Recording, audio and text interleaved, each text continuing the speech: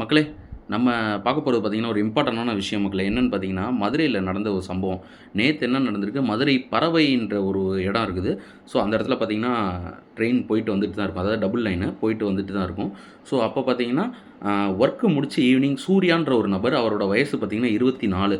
அவர் வந்து line cross பண்ணியிருக்காரு. அதாவது வந்து ட்ராக்க கிராஸ் பண்ணி போயிருக்காரு. கிராஸ் பண்ணி போம்போது பார்த்தீங்கன்னா, மதுரையிலேருந்து பாலக்காடுக்கு போன பாலக்காடு, அதாவது பொள்ளாச்சி பாலக்காடுக்கு போகக்கூடிய கூட்ஸ் ட்ரெயின் மக்களே.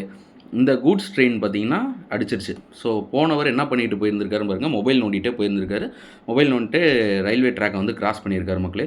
பார்த்தீங்கன்னா ட்ரெயின் வந்து அடிச்சதுல பார்த்தீங்கன்னா பயங்கரமான சேதம். உடனே உயிரும் இழந்துட்டாரு. பட் என்ன ஏது அப்படின்ற இன்வெஸ்டிகேஷன் ஸ்டார்ட் ஆயிருச்சு.